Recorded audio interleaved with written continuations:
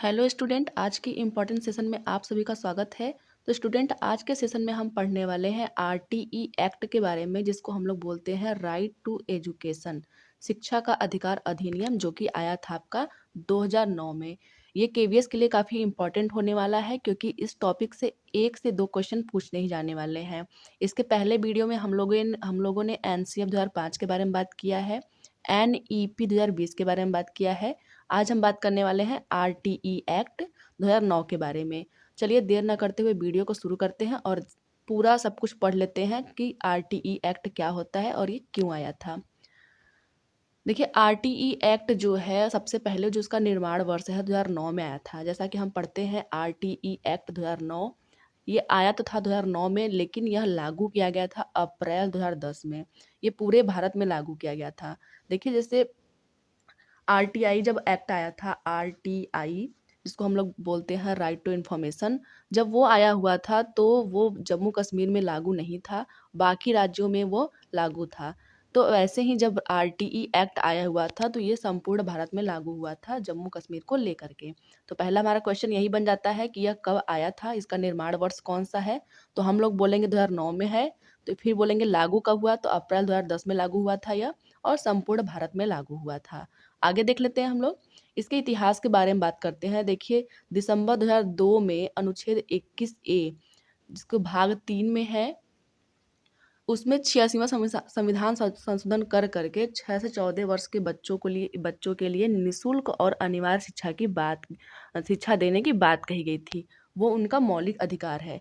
देखिए, हम जानते हैं जो हमारा आर्टिकल 21 है, वो कहता है प्राण और दैहिक स्वतंत्रता के बारे में। तो उसी के अंतर्गत ये बोला गया था कि 6 से लेकर 14 वर्ष के जो बच्चे होते हैं, उनके लिए निःशुल्क और अनिवार्य शिक्षा उपलब्ध कराना हर राज्य का, केंद्र का दायित्व होगा। तो हमारा अगला क्वेश्चन बनता है किस अनुच्छेद के द्वारा, तो हम लोग बोलेंगे अनुच्छेद 21A। कौन सा संविधान संशोधन हुआ था, तो 86वां संविधान संशोधन हुआ था। और कितने वर्ष के बच्चों के लिए, तो वो हुआ था 6 से लेकर 14 वर्ष के बच्चों के लिए। देखिए, एग्जाम में कभी कभी ये होता है, कभी अनुच्छेद पूछ देता है, कभी कौन सा संशोधन हुआ था, और कभी इस ऑप्शन को देता है कि 6 से 12 वर्ष या फिर 6 से 13। तो हमें याद करना है कि 6 से 14 वर्ष के बच्चों के लिए ये था। आगे देख लेते हैं। देखिए, इसमें कहा गया था कि जो निःशुल्क और अनिवार्य शिक्षा है, वह एक कानूनी प्रावधान है। इसमें क्या होना चाहिए कि हर एक इलाके में, प्रत्येक इलाके में एक स्कूल का प्रावधान होना चाहिए। प्रत्येक इलाके में एक स्कूल होना चाहिए। और 6 से 14 वर्ष के जो आयु के बच्चे हैं, उन्हें हम नौकरी में नहीं रख सकते हैं, मतलब किसी ढाबे पे इत्यादि पे काम नहीं करवा सकते हैं। देखिए, हर इलाके में स्कूल होना चाहिए। इसका क्या मतलब है, हम बात करते हैं प्राइमरी स्कूल की, जो कि 1 से लेकर 5 तक होता है, तो वो आपको हर 1 किलोमीटर के अंतर पे आपको देखने को मिल जाता है। वहीं अगर हम लोग मिडिल स्कूल की बात करते हैं, 6 से लेकर 8 तक के स्कूल की बात करते हैं, तो आपको हर 3 किलोमीटर की दूरी पे यह देखने को मिल जाता है। चलिए आगे बात करते हैं हम लोग, पॉइंट कुछ देख लेते हैं। आरटीई 2009 के अनुसार प्राथमिक कक्षाओं में छात्र एवं शिक्षक का जो अनुपात होना चाहिए, वो 30:1 होना चाहिए, 30:1 होना चाहिए। वहीं अगर हम लोग बात करें उच्च प्राथमिक स्तर की, तो वह आपका होगा 35:1 का। ये हमें ध्यान देना है, 35:1 का वहाँ होता है। और वहीं अगर बात कर लें कि शिक्षक के लिए 1 सप्ताह में न्यूनतम 45 घंटे पढ़ाना होता है। 1 सप्ताह में मतलब 7 दिन में शिक्षक 45 घंटे तक उसको पढ़ाना पड़ेगा। आगे देख लेते हैं, आरटीई 2009 के अनुसार क्या कहा गया था, प्राथमिक स्तर पे न्यूनतम शैक्षणिक घंटे और कार्य दिवस 800 घंटे, और आपका कार्य दिवस कितना होगा, 200 कार्य दिवस होगा।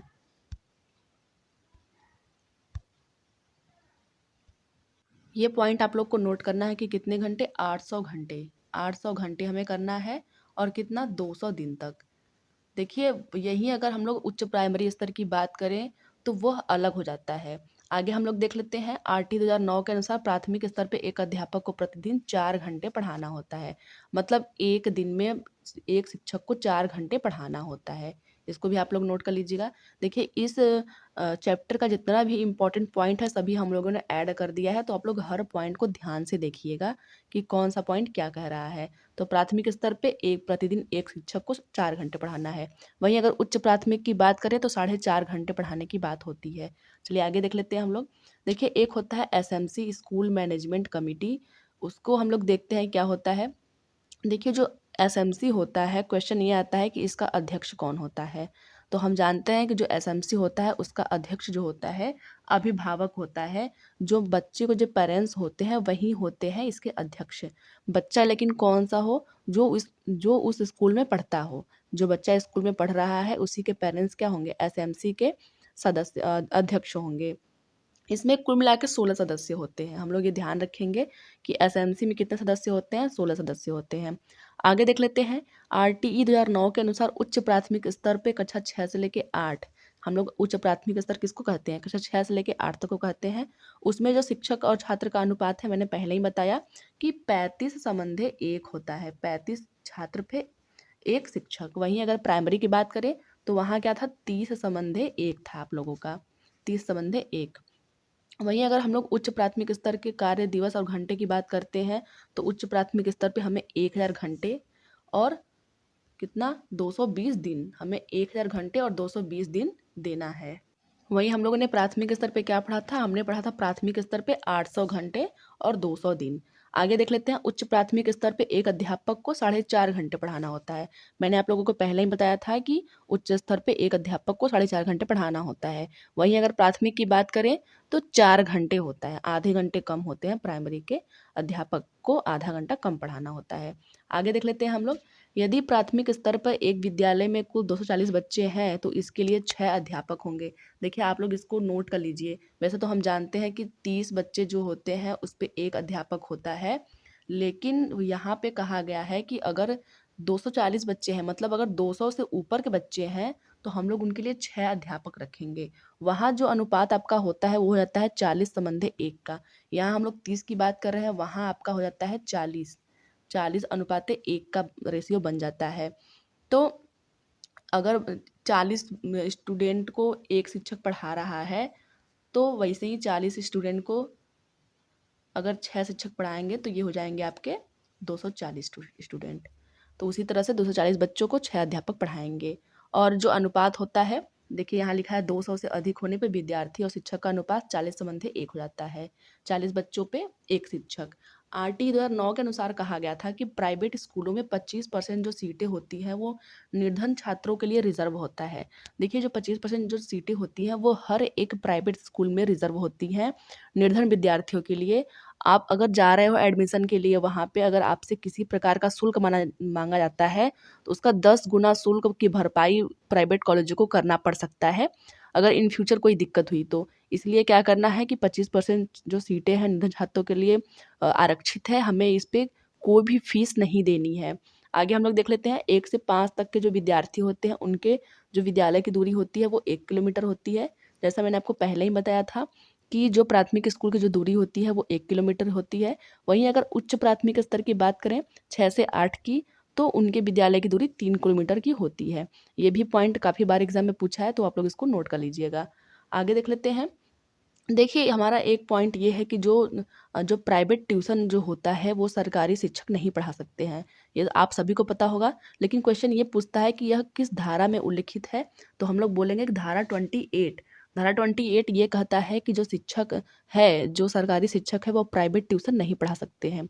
वहीं अगर हम लोग छात्र और शिक्षक के अनुपात की बात करें, जो कि हम लोग बोलते हैं 30 संबंधे 1 या फिर 35 संबंधे 1, उसका वर्णन किस में है, तो हम लोग बोलेंगे धारा 25 में है। ये कुछ मुख्य धाराएं हैं, आप लोग थोड़ा देख लीजिएगा। आगे है शिक्षक और छात्र और शिक्षक का अनुपात में प्रिंसिपल शामिल नहीं होते हैं। जैसे मैंने बताया कि 30 और 1 का जो अनुपात बन रहा है उसमें ऐसा नहीं है कि प्रिंसिपल को हम लोग काउंट करेंगे। प्रिंसिपल को हमेशा छोड़ करके हम लोग काउंट करते हैं कि 30 बच्चों पे एक शिक्षक होना चाहिए। आरटीई का पूरा नाम कभी कभी पूछ लेता है तो हम जानते हैं राइट टू एजुकेशन, निःशुल्क और अनिवार्य बाल शिक्षा का अधिकार अधिनियम 2009 होता है। चलिए कुछ क्वेश्चन देख लेते हैं। पहला हमारा क्वेश्चन है, आरटीई एक्ट 2009 के अनुसार एक शैक्षणिक वर्ष में कक्षा 1 से 5 में कार्य दिवसों की व शैक्षिक घंटों की न्यूनतम संख्या कितनी होनी चाहिए। देखिए यहाँ पे 1 से 5 तक के बारे में पूछा हुआ है तो हम लोग जानते हैं कि 200 कार्य दिवस होना चाहिए और 800 घंटे होना चाहिए। तो हमारा ऑप्शन नंबर डी बिल्कुल सही है, 200 कार्य दिवस और 800 घंटे। देखिए क्वेश्चन इसी प्रकार से पूछता है, हल्का हल्का चारों ऑप्शन में डिफरेंट है, आप लोग कंफ्यूज हो सकते हो। इसलिए क्या करना है कि बहुत ही बारीकी से हमें पढ़ना है कि क्या होता है इसका आंसर। तो हमें याद है कि 200 कार्य दिवस और 800 घंटे। वहीं अगर उच्च प्राथमिक की बात करें तो वहाँ होता है 250 कार्य दिवस और 1000 घंटे। आगे देख लेते हैं हम लोग। शिक्षा का अधिकार अधिनियम 2009 किस धारा में उल्लिखित है कि सरकारी शिक्षक प्राइवेट ट्यूशन नहीं करा सकता है? तो आप लोग आंसर देने की कोशिश कीजिए। ऑप्शन हमारा है धारा 25, धारा 28, धारा 27, धारा 30। तो हम जानते हैं कि धारा 28 में कहा गया है कि कोई भी सरकारी शिक्षक प्राइवेट ट्यूशन नहीं पढ़ा सकता है। आगे देख लेते हैं क्वेश्चन हमारा। आरटीई एक्ट 2009 के अनुसार शिक्षक हेतु न्यूनतम प्रति सप्ताह कितने कार्य घंटे हैं? देखिए यहाँ प्रति सप्ताह की बात किया गया है, तो हम लोग ऑप्शन पढ़ लेते हैं। 40 घंटे, 45 घंटे, 50 घंटे, 43 घंटे। तो आप लोग आंसर देने की कोशिश कीजिएगा।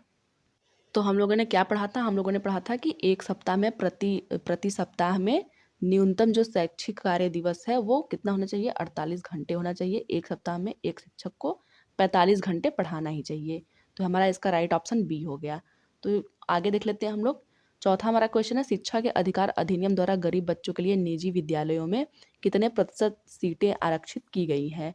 तो आप लोग ये आंसर देने की कोशिश कीजिए। ऑप्शन नंबर पहला हमारा है 30%, दूसरा है 25%, तीसरा है 40%, चौथा है 10%। तो हम जानते हैं कि 25% जो सीटें हैं वो हमारा प्राइवेट स्कूलों में रिजर्व होता है गरीब बच्चों के लिए। तो इसका ऑप्शन नंबर बी हो जाएगा। आगे देख लेते हैं। पांचवा हमारा क्वेश्चन है, भारतीय संविधान में शिक्षा किस सूची का विषय है? तो देख लेते हैं हम लोग ऑप्शन। संघ सूची का, राज्य सूची का, समवर्ती सूची का, अवशिष्ट सूची का। तो देखिए अवशिष्ट सूची तो कोई होती ही नहीं है। हमारी 3 सूचियाँ होती हैं, संघ सूची, राज्य सूची और समवर्ती सूची। तो पहले क्या था कि जो शिक्षा था वो राज्य सूची का विषय था, लेकिन 42वां संविधान संशोधन 1976 में, 42वां संविधान संशोधन ये आपसे पूछ सकता है, 1976 में हुआ था। तो इसके बाद क्या हुआ था कि जो शिक्षा है उसको समवर्ती सूची में डाल दिया गया था। तो हमारा ऑप्शन नंबर सी बिल्कुल सही है। समवर्ती सूची में डालने से अभिप्राय क्या है? देखिए जो समवर्ती जो सूची होती है उस पे केंद्र और राज्य दोनों ही कानून बना सकते हैं, इसलिए शिक्षा को समवर्ती सूची में डाला गया था ताकि इस पे केंद्र और राज्य दोनों ही कानून बना सके। तो ये तो था आज का वीडियो। वीडियो आपको कैसा लगा ज़रूर बताइएगा। मिलते हैं किसी और वीडियो में, तब तक के लिए धन्यवाद।